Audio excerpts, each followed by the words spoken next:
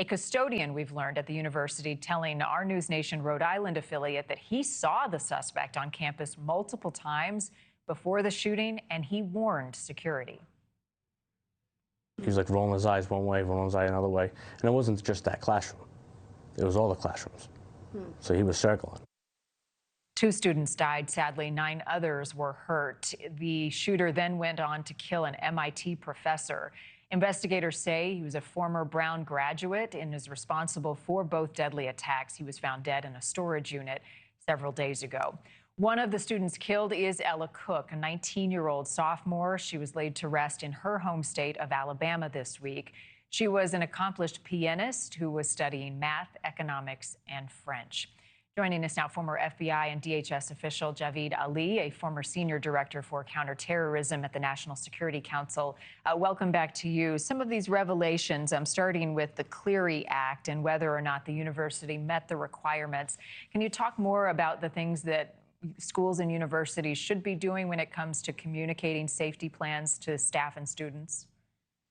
Well, Marni, nice to be with you again as well. And based on what we're learning with respect to the investigation at the incident at Brown University, it now seems like there were a number of gaps in security that were identified that now have to be addressed. And we actually talked about this in our last conversation, and it was difficult to know what those particulars were, even as of last week. But whether it's security cameras at the engineering building, whether it's access cards to certain buildings, whether it's people observing suspicious behavior and then reporting it to campus security or police. These are all the things that are now going to be investigated, and Brown may have to come up with an updated plan to address all the vulnerabilities or gaps that got exploited in the run-up to the terrible shooting from It seems as though that should be a fluid, kind of ongoing process, but how often are schools, and I think you could probably then extend that to businesses as well, supposed to review their security processes and procedures?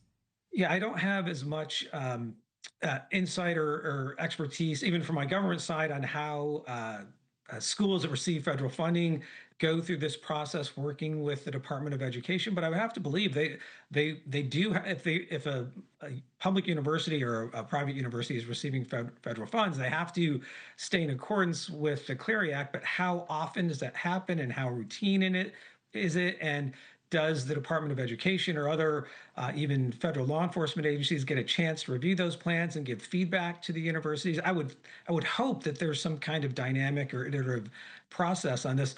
But whether it's universities, K through 12 schools, private corporations, as we know in our country, unfortunately, there are lots of vulnerabilities in these institutions, and we live in an open and free democratic society, and this is just one of the risks. But it doesn't mean you can't have a plan.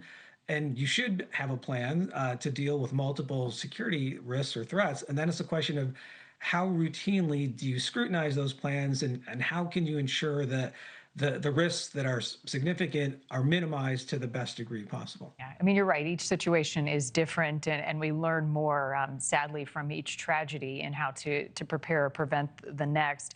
When it comes to the gaps that you talk about, Javed, the custodian is alleging that he alerted security several times. It goes to that idea that if you see something, say something. If it's true, he did. How might that be pursued as part of this investigation and a measure to learn?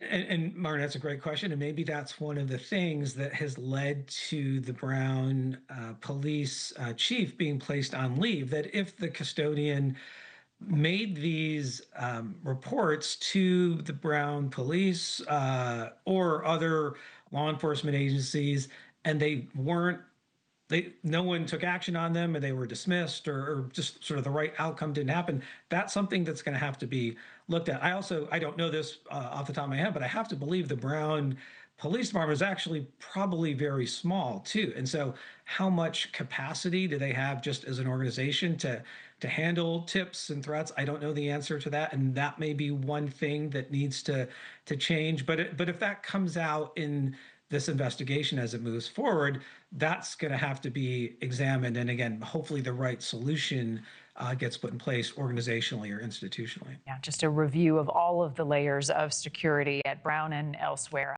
Thank you for watching. Subscribe below and download our NewsNation app right now on your phone, and you will get fact-based, unbiased news for all Americans.